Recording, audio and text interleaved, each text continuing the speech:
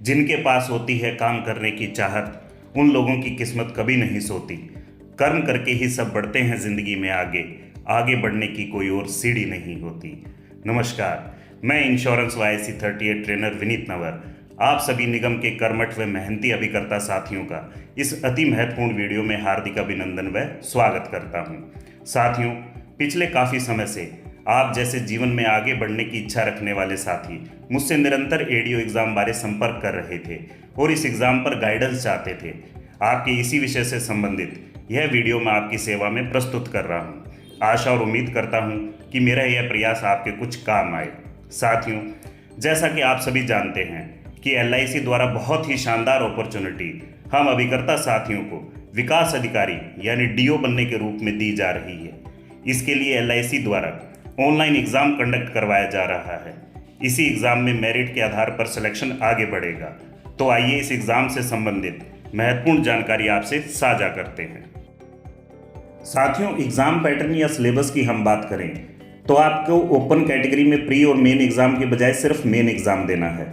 आपके exam syllabus में 3 भाग से प्रश्न पूछे जाएंगे, जिसमें पहला भाग रीजनिंग एंड न्यूमेरिकल एबिलिटी है, जिसमें से 25 प्रश्न पूछे जाएंगे जिनके 10 मार्क्स रखे गए हैं। दूसरा भाग जीके, करंट अफेयर और इंग्लिश ग्रामर का है, जिसमें से 25 प्रश्न पूछे जाएंगे जो 15 मार्क्स के होंगे। तीसरा और अति महत्वपूर्ण भाग elements of insurance and marketing of insurance, जिसे हिंदी में बीमा के तत्व और बीमा विपणन भाग कहा जाता है। साथियों, इस भाग से 50 प्रश्न पूछे जाएंगे और इन 50 प्रश्नों के लिए मार्क्स होंगे 125, यानी लगभग 85% मार्क्स के प्रश्न इसी भाग से होंगे। साथियों, इसी भाग पर सहायतार्थ हेतु यह वीडियो आपकी सेवा में है। साथियों, आगे बढ़ने से पहले आपसे निवेदन है कि हमारी हौसला अफजाई हेतु चैनल को सब्सक्राइब करें और वीडियो को लाइक और शेयर ज़रूर करें। साथियों, प्रथम रूप से आपसे साझा करना चाहूँगा कि elements of insurance and marketing of insurance में कौन से ऐसे टॉपिक हैं जिन पर एग्जाम में प्रश्न पूछे जाएंगे। आइए इन टॉपिक्स पर एक बार नज़र डालते हैं। ये टॉपिक्स हैं बीमा का परिचय, जीवन बीमा इतिहास, सामान्य बीमा इतिहास, आईआरडीए के बारे में, बीमा के प्रकार, भारतीय बीमा बाजार, यूलिप यानी यूनिट लिंक इंश्योरेंस प्लान, सार्वजनिक क्षेत्र की बीमा कंपनियां, बीमा शर्तों की शब्दावली, निजी क्षेत्र की बीमा कंपनियां, कर्मचारी राज्य बीमा योजना यानी ईएसआई, बीमा उद्योग से संबंधित संक्षिप्ताक्षर, अन्य महत्वपूर्ण विषय, बीमा संबंधित जागरूकता, बीमा से संबंधित योजनाएं, बीमा करंट अफेयर्स, बीमा लोकपाल, बैंक इंश्योरेंस और वर्तमान बीमा योजनाएं। तो साथियों, ये कुछ टॉपिक्स हैं जिन पर आपको तैयारी करनी है। आइए अब इन टॉपिक्स पर किस प्रकार के प्रश्न पूछे जाते हैं उन पर अपनी लर्निंग करते हैं। प्रश्न: कृपया वाक्य को पूरा करने के लिए उपयुक्त उत्तर का चुनाव करें। जब एक जीवन बीमा एजेंट पॉलिसी धारक से प्रीमियम वसूल करता है और बीमा कार्यालय को जमा करता है तो वह किसके एजेंट के रूप में काम करता है? आईआरडीए, बीमा कंपनी, पॉलिसी धारक या दलाल?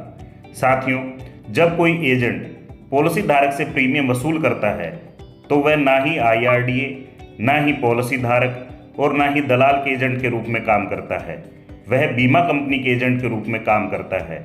सही उत्तर है बीमा कंपनी। प्रश्न: औद्योगिक जीवन बीमा में खालिस्तान ऐसे पॉलिसी धारकों का विवरण शामिल होता है जिनसे प्रीमियम एकत्र किया जाना आवश्यक है। प्राप्ति सूची, डेबिट सूची, संग्रह सूची, पॉलिसी धारक की सूची। साथियों, औद्योगिक जीवन बीमा एक कम लागत बीमा योजना को दर्शाता है। प्रीमियम छोटी राशियों में होता है जिनका भुगतान मासिक या सामान्यतः साप्ताहिक आधार पर किया जाता है।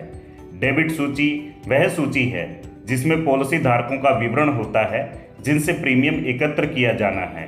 पॉलिसी धारक केवल एक क्षेत्र के हो सकते हैं जिनका बीमा एक ही एजेंट द्वारा या किसी अन्य एजेंट द्वारा किया गया हो सकता है।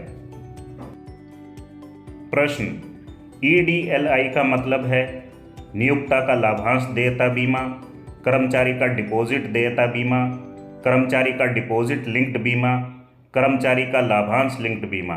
साथियों, ईडीएलआई यानी employ deposit link insurance scheme, जिसे हिंदी में कहा जाता है कर्मचारी का डिपॉजिट लिंक्ड बीमा।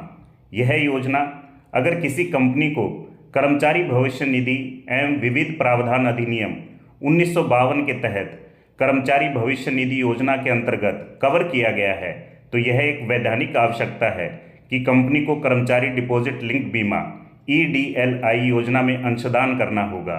प्रत्येक कर्मचारी के मासिक वेतन के 0.5% का अंशदान नियोक्ता द्वारा कर्मचारी डिपॉजिट लिंक बीमा EDLI योजना में किया जाता है। सही उत्तर है कर्मचारी का डिपॉजिट लिंक्ड बीमा। प्रश्न, कृपया उन शब्द का चुनाव करें जो दिए गए पारिभाषिक शब्द से मेल खाते हों। निम्न में से कौन सा शब्द ऑटोमेटिक टेलर मशीन से मेल खाता है? मंडल कार्यालय, शाखा कार्यालय, एजेंट अभिकर्ता, सूचना कियोस्क। साथियों, ऑटोमेटिक टेलर मशीन यानी ATM ना ही मंडल कार्यालय, ना ही शाखा कार्यालय, ना ही एजेंट अभिकर्ता से मेल खाता है। यह मेल खाता है सूचना कियोस्क से। सही उत्तर है सूचना कियोस्क। प्रिय अभिकर्ता साथियों, आपको जानकर खुशी होगी कि आपके ADO एग्ज़ाम में elements of insurance and marketing of insurance विषय की तैयारी व लर्निंग हेतु हमारे द्वारा ऑनलाइन बैच नवंबर से शुरू किए जा रहे हैं, जिनके लिए रजिस्ट्रेशन जल्द शुरू किए जाएंगे। सीटें सीमित रखी गई हैं। अधिक जानकारी के लिए 9467670002 पर संपर्क करें। प्रश्न, इनमें से क्या वार्षिकी में निवेश करने का एक नुकसान है? सेवानिवृत्ति के बाद नियमित रूप से भुगतान, पैसा सेवानिवृत्ति तक अवरुद्ध हो जाता है, वित्तीय स्वतंत्रता प्रदान करती हैं, पोर्टफोलियो के विविधीकरण के लिए एक विकल्प। साथियों, वार्षिकी यानी एन्युटी, वार्षिकी में निवेशित पैसा सेवानिवृत्ति तक अवरुद्ध हो जाता है, जो इसका एक नुकसान है, क्योंकि कुछ ऐसी परिस्थितियां संभव है जहां एकमुश्त राशि की जरूरत उत्पन्न हो सकती है, जैसे चिकित्सीय उपचार के लिए भुगतान, जहां तत्काल एकमुश्त राशि भुगतान करने की जरूरत है। तो सही उत्तर है पैसा सेवानिवृत्ति तक अवरुद्ध हो जाता है। प्रश्न, एक यूनिट लिंक्ड बीमा योजना यूलिप में NAV का मतलब है new asset value, net actual value, net asset value, new actual value. साथियों, यूनिट लिंक बीमा योजनाओं में निवेश को यूनिट कहा जाता है और नेट एसेट वैल्यू NAV एक निश्चित दिन फंड के प्रत्येक यूनिट के मूल्य को दर्शाता है। तो सही उत्तर है नेट एसेट वैल्यू। प्रश्न, कृपया बताएं कि नीचे दिया गया कौन सा विवरण सही है? धार्मिक मान्यताएं जीवन बीमा खरीदने में बाधक बनती हैं। लोग सदैव जीवन बीमा खरीदने के उत्सुक रहते हैं। जीवन बीमा देने से किसी को किसी भी समय इनकार नहीं किया जा सकता। जीवन बीमा वैसे लोगों को बेचा जाता है जो स्वस्थ नहीं होते। साथियों, कुछ प्रश्न आपसे एग्जाम में प्रत्यक्ष रूप से आपके सीखने की जांच करेंगे। जैसा आप यह प्रश्न देख रहे हैं, यहाँ आप अपनी समझ से ही उत्तर कर सकते हैं। जैसे इस प्रश्न में, लोग सदैव बीमा खरीदने के लिए उत्सुक रहते हैं। बिल्कुल नहीं। इस बात से तो आप भी भली भांति अवगत हैं कि बीमा समझाने के लिए कितना प्रयास करना पड़ता है। जीवन बीमा देने से किसी भी समय इनकार नहीं किया जा सकता। बिल्कुल नहीं किया जा सकता है। जीवन बीमा वैसे लोगों को बेचा जाता है जो स्वस्थ नहीं होते। बिल्कुल नहीं। हाँ, लेकिन धार्मिक मान्यताएं जीवन बीमा खरीदने में बाधक बनती हैं और सही उत्तर यही है। साथियों, वीडियो को अंत तक जरूर देखें। कुछ महत्वपूर्ण विषयों पर आपसे चर्चा बाकी है। प्रश्न, कृपया बताएं कि नीचे दिया गया कौन सा विवरण सही है? एक संगठन केवल कर्मचारियों से ही बना रह सकता है। एक संगठन केवल विभिन्न अनुभागों से ही बना रह सकता है। एक संगठन केवल अपने कार्यालय की इमारत से ही बना रह सकता है। एक संगठन केवल बगैर किसी उद्देश्य के बना रह सकता है। साथियों, यह प्रश्न भी प्रत्यक्ष रूप से सीखने की जांच हेतु है। यहाँ सही उत्तर होगा एक संगठन केवल कर्मचारियों से ही बना रह सकता है। प्रश्न, निम्न डेटा के आधार पर उम्र अगला जन्मदिन विधि के आधार पर पॉलिसी धारक की उम्र क्या होगी? जन्म तिथि 2 फरवरी 1978, बीमा पॉलिसी प्रारंभ होने की तिथि 12 जनवरी 2010, पॉलिसी धारक की उम्र साथियों, इस प्रश्न में पॉलिसी धारक 2 फरवरी 2010 को 32 वर्ष का होगा और पॉलिसी प्रारंभ तिथि 12 जनवरी 2010 है, जो कि पॉलिसी धारक के 32वें जन्मदिवस से पहले है। तो अगला जन्मदिन विधि के तहत पॉलिसी धारक की उम्र 32 वर्ष की होगी। सही उत्तर है 32 वर्ष। प्रश्न, एजेंट और शाखा कार्यालय के बीच पर्यवेक्षी स्तर को क्या कहा जाता है? निर्दिष्ट व्यक्ति, विकास अधिकारी, डायरेक्ट एजेंट या कैरियर एजेंट? साथियों, भारतीय जीवन बीमा निगम LIC में एजेंट और शाखा कार्यालय के बीच पर्यवेक्षी स्तर के कर्मचारी होते हैं। इन्हें विकास अधिकारी कहा जाता है। वे नियमित वेतनभोगी कर्मचारी हैं और इनका दायित्व एजेंटों के रूप में उपयुक्त व्यक्तियों को नियुक्त और प्रशिक्षित करना है। इन मध्यस्थों को एजेंसी पर्यवेक्षक, एजेंसी प्रबंधक आदि भी कहा जाता है। सही उत्तर है विकास अधिकारी। प्रश्न, वार्षिकी ग्राही की मौत पर पेंशन का 50% पति या पत्नी को भुगतान किया जाएगा। यह विकल्प किस प्रकार की वार्षिकी में उपलब्ध है? निश्चित राशि वार्षिकी, जीवन वार्षिकी, संयुक्त जीवन अंतिम उत्तरजीवी वार्षिकी, बढ़ती वार्षिकी? साथियों, संयुक्त जीवन अंतिम उत्तरजीवी वार्षिकी, इस विकल्प में वार्षिक ग्राही को उसके जीवन भर के लिए वार्षिकी भुगतान किया जाता है। वार्षिकी ग्राही की मौत पर पेंशन का 50% पत्नी को भुगतान किया जाएगा जब तक पत्नी जीवित रहती है। संयुक्त जीवन वार्षिकी का एक भिन्न रूप वार्षिकी ग्राही के जीवन भर की अवधि के दौरान या उनकी पत्नी को जो भी अधिक समय तक जीवित रहता है वार्षिकी भुगतान की अनुमति देता है। सही उत्तर है संयुक्त जीवन अंतिम उत्तरजीवी वार्षिकी। प्रश्न, बीमा एजेंटों की आवश्यकता क्यों होती है? बीमा कमीशन प्राप्त करने के लिए, संभावित ग्राहक को निजीकृत मार्गदर्शन देने के लिए, संभावित ग्राहक से सभी प्रासंगिक और महत्वपूर्ण जानकारी प्राप्त करने के लिए? बी और सी? साथियों, एक बीमा एजेंट के लिए संभावित ग्राहक को व्यक्तिगत मार्गदर्शन देना और संभावित ग्राहक से सभी प्रासंगिक एवं महत्वपूर्ण जानकारी इकट्ठा करना आवश्यक होता है। सही उत्तर है बी और सी।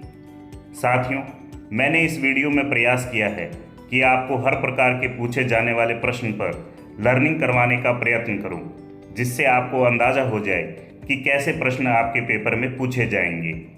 अगर आपको मेरा प्रयास पसंद आया हो तो सराहना के तौर पर वीडियो को लाइक और चैनल को सब्सक्राइब ज़रूर करें।